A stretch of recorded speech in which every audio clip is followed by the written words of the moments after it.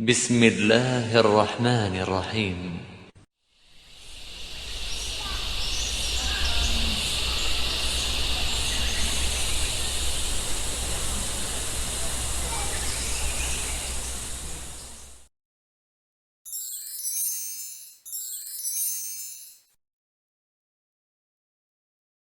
Bismillahirrahmanirrahim. Assalamualaikum warahmatullahi wabarakatuh.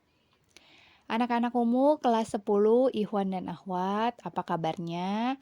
Semoga kita semua diberikan kesehatan dan kesempatan serta semangat untuk kembali berjumpa di pelajaran bahasa Indonesia di pekan ke-8 ini. Nah, seperti judulnya tadi, hari ini kita akan belajar mengenai negosiasi, ya. Anak-anakku sekalian, apakah kalian pernah bernegosiasi? Apa itu negosiasi ya? Baik, sebelum Umu sampaikan atau Umu jelaskan apa itu negosiasi, biar kalian lebih paham, kita simak yuk bersama-sama video berikut ini, ya. Assalamualaikum Pak Ade. Berapa harga bawang bombay ini sekilo? Waalaikumsalam warahmatullah. Bawang bombay yang ini harganya 70.000 dek. Boleh kurang nggak Pak Ade? 50.000 ya? 50.000 belum bisa dek. Harganya lagi tinggi sekarang.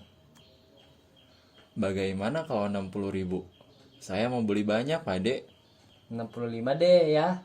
Gak bisa turun lagi dek. Dari agennya udah tinggi harganya. Baiklah, saya beli 5 kilo ya Pak Ade.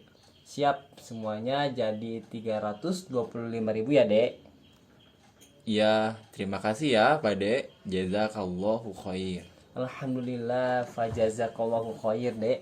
Nanti belanja lagi di sini ya. Nah, anak-anakku sekalian, apa yang bisa kita simpulkan dari video yang sudah kita simak tadi? Mungkin banyak yang bertanya ya, Umu itu videonya mengenai tawar-menawar. Misalnya kita sedang berbelanja, itu kan proses tawar-menawar. Nah, apa hubungannya sama negosiasi? Apakah negosiasi sama dengan tawar-menawar? Menurut kalian, negosiasi sama dengan tawar-menawar atau bukan? Nah, jawabannya benar ya. Sederhananya atau pengertian yang lebih mudah, negosiasi itu merupakan proses tawar-menawar atau proses berunding, ya, perundingan untuk mencapai suatu kesepakatan di antara dua pihak. Seperti yang tadi, kenapa ada tawar-menawar? Karena ingin mencapai harga yang disepakati oleh pembeli dan penjual. Seperti itu ya pengertiannya, mudah-mudahan kalian bisa paham. Lalu, apa tujuan negosiasi? Nah, tujuan negosiasi agar bisa dicari jalan tengah dalam menyelesaikan suatu permasalahan, sehingga tidak ada pihak yang merasa dirugikan. Nah, contohnya yang bisa kita lihat dari video tadi, ketika pembeli ingin membeli bawang bombay, namun harganya belum sesuai dengan yang diinginkan. Ya, karena harga bawang bombaynya menurut pembeli masih tinggi. Seperti itu. Kemudian terjadilah proses tawar-menawar harga dan disepakati yaitu di harga 65.000. Nah, di harga yang telah disepakati ini itu merupakan solusi permasalahan dari kedua pihak yaitu pembeli dan penjual. Jadi, di harga ini penjual walaupun harganya turun dari harga yang awal tapi tidak membuat dia rugi juga gitu ya. Jadi masih dalam harga jual yang aman. Kemudian juga untuk pembeli pun walaupun misalnya harganya masih tidak sesuai dengan apa yang dia minta atau dia tawar, tapi masih bisa sesuai dengan harga yang bisa ia bayar gitu. Jadi sama-sama tidak ada yang rugi. Itu tujuan dari negosiasi ya, sederhananya. Nah, seperti contoh yang tadi, berarti kan ketika kita berbelanja banyak negosiasi yang sering kita lakukan kan? Maka negosiasi ini tidak lepas dari kehidupan kita sehari-hari. Berbelanja, bahkan mungkin di rumah. Nah, kita sering melakukan proses negosiasi atau tawar-menawar secara tidak sadar misalnya. Ketika misalnya kita ingin meminta uang jajan lebih di bulan ini atau di minggu ini, kita pasti melakukan atau secara tidak sadar melakukan tawar-menawar kepada orang tua misalnya. Seperti itu ya. Itu yang lebih sederhana. Setelah di rumah, kemudian di masyarakat seperti tadi berbelanja di pasar tradisional, berbelanja misalnya sedang berwisata, ketika kita mau membeli cenderamata, biasanya ada proses tawar-menawar juga. Nah, bahkan sampai ke lingkup pemerintahan.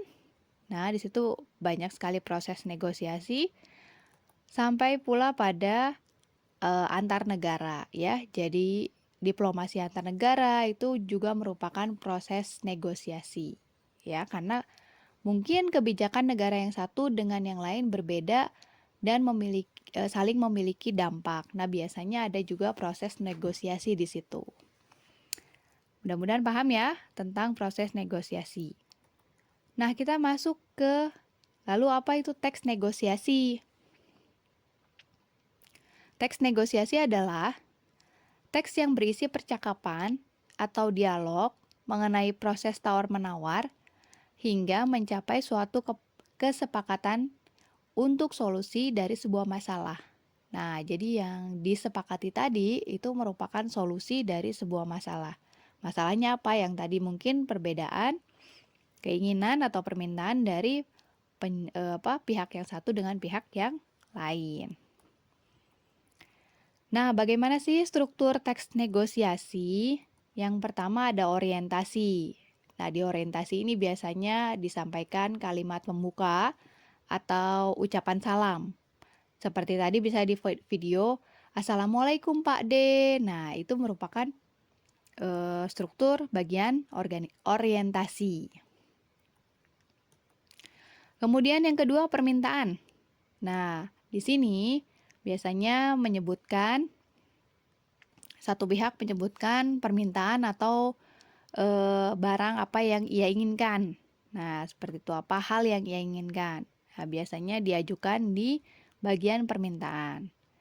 Nah, setelah ada permintaan, maka pihak yang lain itu menyanggupi atau memberikan kesanggupan bahwa ada hal atau ada barang yang bisa ia penuhi.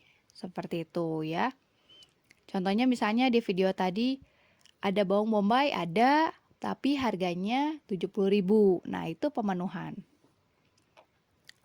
Nah, kemudian setelah ada pemenuhan, maka ada penawaran. Di sini adalah puncak negosiasinya, di mana ada proses tawar-menawar.